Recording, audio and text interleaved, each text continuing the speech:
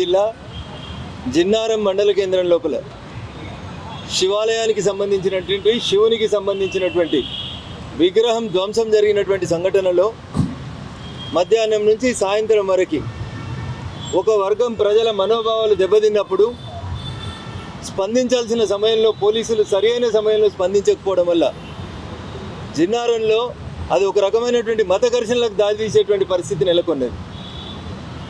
జరిగిన తప్పుల్ని కప్పిపుచ్చుకోవడానికి ఒక వర్గాన్ని ప్రొటెక్ట్ చేస్తూ కేవలం హిందువుల మీద జరిగిన సంఘటన ఒకటైతే వైఫల్యం పోలీసు వాళ్ళదైతే మధ్యాహ్నం నుంచి ఇష్యూ జరిగితే రాత్రి 7-8 తగలబడి అంటుకునేంత వరదాకా కనీసం పోలీసుల నుంచి మినిమం స్పందన కరువైంది.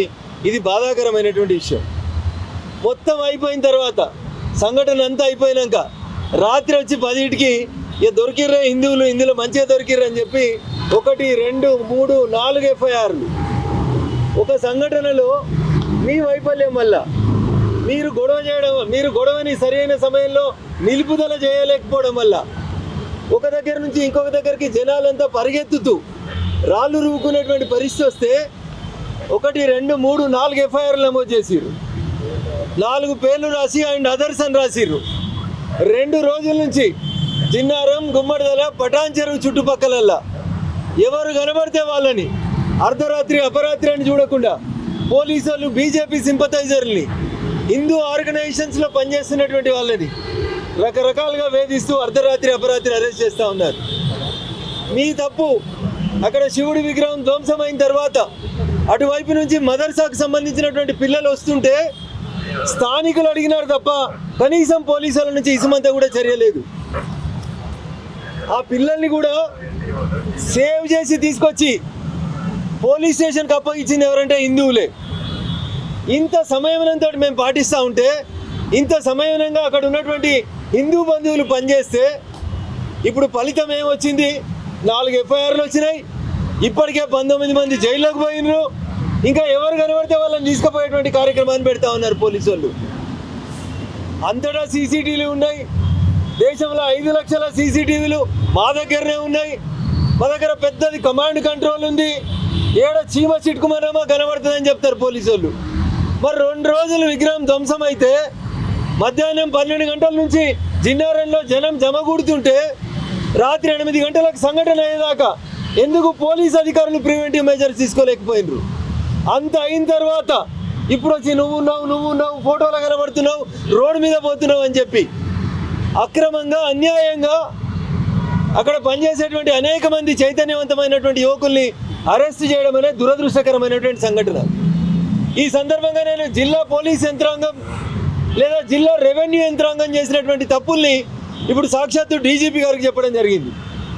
మొదటి కంప్లైంట్ నేను చేసిన దాంట్లో అసలు ఆ మదర్సాలో ఉన్న పిల్లలు ఏ రాష్ట్రం వాళ్ళు, ఏ దేశం వాళ్ళు, రోహింగ్యాల, బంగ్లాదేశ్ వాళ్ళ, అసలు మెదక్ జిల్లాకి జిన్నారంకి ఏమన్నా సంబంధం ఉందా?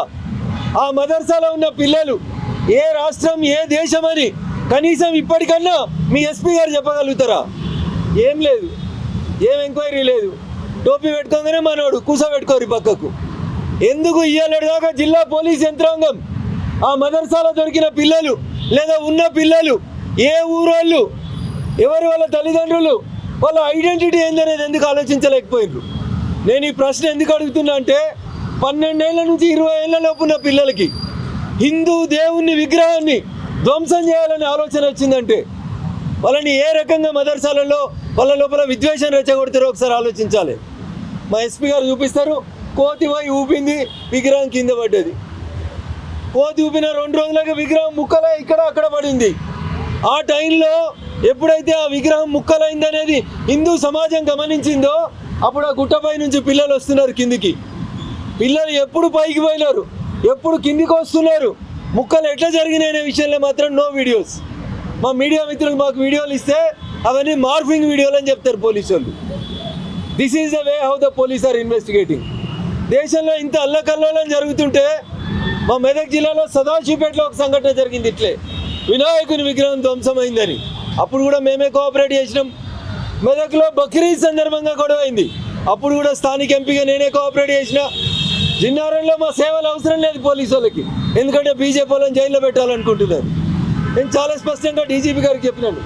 ఇంకొక విషయం, సర్వే నెంబర్ 1, సర్వే నెంబర్ 2 కోదండ రామాలయానికి సంబంధించిన దేవుని భూమిలో ఈ మదర్సా ఉంది. నేను ఇలా మా జిల్లా కలెక్టర్ని డిమాండ్ చేస్తున్నా, వెంటనే సర్వే చేసి దేవాలయ భూములలో ఉన్న మదర్సాని వెంటనే మీరు తొలగిస్తారా లేదా మమ్మల్ని వచ్చి తొలగించమంటారా? కేసులకి బీజేపీ వాళ్ళు, దేశంలో ఉన్నటువంటి హిందూ బంధువులు ఎవరు కూడా భయపడ్డారు. మర్యాదగా చెప్తా ఉన్నాం, పోసానికుంట సర్వే నెంబర్ 1015 1015 సర్వే నెంబర్లో 6 గుంటలు, సర్వే నెంబర్ 1, 2 జిన్నారం కోదండరామ దేవాలయానికి సంబంధించిన భూమి. దీంట్లో మదర్సా ఎట్లా వచ్చింది? కలెక్టర్ గారు మీరే కదా ఎగ్జిక్యూటివ్ మ్యాజిస్ట్రేట్లు, ఏం చేస్తుండు మీ తహసీల్దార్? దేవాలయ భూములలో మదర్సాలు వస్తాయి. జిన్నారంలో ఉన్నటువంటి మదర్సాలో ఉన్నోళ్ళు ఏ దేశం వల్ల కూడా తెలియదు, పోలీసులు పట్టించుకోరు. No enquiry at all. Jinnaram మండలంలో శివానగర్లో ఇంకో మదర్సా ఉంది. ఎస్పీ గారు నీకు చేతనైతే పోయి ఆ మదర్సాలో ఉన్నది ఎవరు, ఏ దేశం వల్ల అనేది నీకు చేతనైతే రేపు ప్రెస్ మీట్ పెట్టి చెప్పు. సదాశివపేటలో ఒక మదర్సా జరుగుతుంది, అక్కడ కూడా వందలాది మంది వస్తున్నారు, శిక్షణ ఇస్తూ ఉన్నారు. సికింద్రాబాద్లో నీకు ముత్యాలమ్మ టెంపుల్ దగ్గర సంఘటన జరిగిన తర్వాత ఈ రాష్ట్ర పోలీస్ ఇంటెలిజెన్స్ ఎందుకు వైఫల్యం చెందుతుందో ఒకసారి చెప్పాలి. ప్రతి చోట హిందూ దేవాలయాల మీదనే దాడులు జరుగుతూ ఉన్నాయి. అందుకని నేను డీజీపీ గారికి సవినయంగా నేను అప్పీల్ చేసిన, జరుగుతున్న ప్రతి సంఘటన వెనకాల మీ వైఫల్యం కనబడతా ఉంది. వీటినన్నింటిని మీరు అరికట్టాలి. కేవలం సంఘటన జరిగింది, చూడడానికి 1000 మంది జమ అవుతారు, ఏ వీడియోలో కనబడుతున్నారని అందరినీ రిమైండ్ చేస్తాం. This cannot be tolerated. ఇది కాదు మా తప్పు. కొట్లాటైంది, అందరు జమ అయినరు, 1000 మంది వస్తే పోలీస్ స్టేషన్ కూడా ఊరోళ్ళందరూ వచ్చిర్రు, దారెంబడి కొడుతున్న వాళ్ళు కూడా ఘర్షణ అవుతుందని ఆగినరు. కనబడే వాళ్ళని వీడియోలు ఉండాలని మా ఎస్పీ గారు రిమైండ్ చేస్తా అంటే ఎట్లా కుదురుతుంది ఇట్లా? కాబట్టి అక్కడ మీ అధికారులు చేసిన తప్పులకి కామన్ మ్యాన్ని మీరు బలి చేయాలనేటువంటి మా కార్యక్రమాన్ని ఆపండి అనేది డీజీపీ గారికి చెప్పినాం. అరెస్టులు కూడా ఇప్పుడు చేసిన 19, ఇంకో 2 ప్రైమ్ అక్యూజ్డ్ అని చెప్పి మా పార్టీ నాయకులను ఆరోపిస్తున్నారు. ఆ 2 మినహా 21 మంది మినహా అరెస్టులు ఆపాలని చెప్పి డీజీపీ గారిని కోరినాం. ఖచ్చితంగా మా సహకారం కావాలంటే మీరు మదర్సాల మీద పూర్తి ఎంక్వైరీ చేయాలి. ఒక్క మెదక్ పార్లమెంట్లోనే కాదు, ఈ రాష్ట్రంలో ఉన్న ప్రతి మదర్సాలో చీఫ్ సెక్రటరీ గారు, డీజీపీ గారు నేను మిమ్మల్ని డిమాండ్ చేస్తూ ఉన్నా, ఈ రాష్ట్రంలో ఉన్న ప్రతి మదర్సాలో ఏ రాష్ట్రాల నుంచి వచ్చిన పిల్లలు ఉన్నారు, ఏం ట్రైనింగ్ ఇస్తున్నారు, ముత్యాలమ్మ గుడి దగ్గర నుంచి జిన్నారం శివాలయం దాకా జరిగిన దాడులలో ఎందుకు సంఘటనలు జరుగుతూ ఉన్నాయి? ఇది మీ వైఫల్యం కాదనేది ఒకసారి పోలీస్ అధికారులు ఆలోచించుకోవాలి. అమిత్ షా గారు స్వయంగా మాట్లాడిరని పేపర్లో చూసినాం. హైదరాబాద్లో భాగ్యనగరాన్ని ఖరాబ్ చేస్తూ 70,000 మంది రోహింగ్యాలు ఉన్నారని వార్తలు వస్తున్నాయి. What action the police is going to take? ఏరి పాకిస్తాన్ వాళ్ళ వీసాలు ఏవి, ఎంతమంది ఉన్నారు పాకిస్తాన్ వాళ్ళు, ఎందుకు ఓపెన్గా మాట్లాడతలేరు అనేది ఒక్కసారి నేను ఇలా పోలీసులను అడిగినాను. ఈ అన్ని అంశాల మీద నిజాయితీగా పోలీసు వాళ్ళు ముందుకు రాకపోతే, అయ్యా డీజీపీ గారు, ఆ రోజు మీరు లేకపోవచ్చు, ఇంకో డీజీపీ గారు ఉండొచ్చు, గుజరాత్లో సంఘటన చేసినటువంటి కొంతమంది తీవ్రవాదుల్ని తెస్తే ఇదే డీజీపీ కార్యాలయం మీద బుర్కలు వేసుకొని వచ్చి దాడి చేసి వాళ్ళని నిడిపించుకొని పోయినరు. ఆ పరిస్థితులు మీరు ఎంకరేజ్ చేయొద్దు డీజీపీ గారు.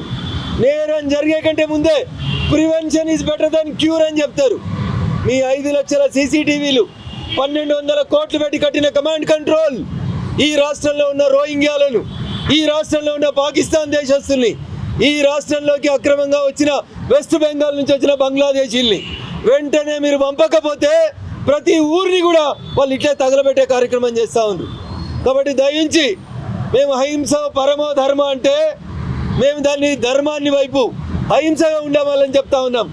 కానీ ఎప్పుడైతే మా ధర్మం మీద హింస జరుగుతుందో తప్పనిసరి అయినప్పుడు హింసనే మా ఆయుధంగా మారుతుంది. మేము కూడా తప్పకుండా మమ్మల్ని మేము కాపాడుకునేందుకు ఆ వైపు అడుగులు వేయాల్సి వస్తుందని చెప్పి రాష్ట్ర పోలీసులందరినీ కూడా ఈ సందర్భంగా హెచ్చరిస్తూ ఉన్నాం. కేసులు కొత్త కాదు బీజేపీ వాళ్ళకి, కేసులకు ఎవడు బీజేపీ కార్యకర్త భయపడ్డాడు. కానీ మేము ఇంకా చెప్తా ఉన్నాం, మీ డిపార్ట్మెంట్ మీద మాకు గౌరవం ఉంది, మీ అధికారులని నిద్రమత్తు వదులుమని చెప్పండి. ఎక్కడైనా ఒక చిన్న కంప్లైంట్ వస్తే వెంటనే రెస్పాండ్ కమ్మని చెప్పి మేము ఈ సందర్భంగా పోలీసులను డిమాండ్ చేస్తూ, అమిత్ షా గారి ఆదేశాలు, భారత ప్రభుత్వం ఆదేశాల ప్రకారం ఈ భాగ్యనగరంలో ఉన్న రోహింగ్యాలు, బంగ్లాదేశీలు, పాకిస్తానీలు ఎవరుంటే వాళ్ళందరినీ మీరు ఎంత తొందరగా ఖాళీ చేపిస్తే ఈ భాగ్యనగరం అంతా ప్రశాంతంగా ఉంటుంది. ఈ భాగ్యనగరం ప్రశాంతంగా ఉండాలన్నా, కమ్యూనల్ వైపు పోవాలన్నా రాష్ట్ర డీజీపీ గారు, చీఫ్ సెక్రటరీ గారు ఆలోచించుకోవాలని చెప్పి సాక్షాత్తు డీజీపీ కార్యాలయం దగ్గర చెప్తా ఉన్నాం. మీరు చర్యలు తీసుకోకపోతే జరిగే ప్రతి దానికి మీరే బాధ్యత వహించాల్సి ఉంటుందని కూడా మేము ఆ డీజీపీ గారిని హెచ్చరిస్తా ఉన్నాం. Thank you one and all.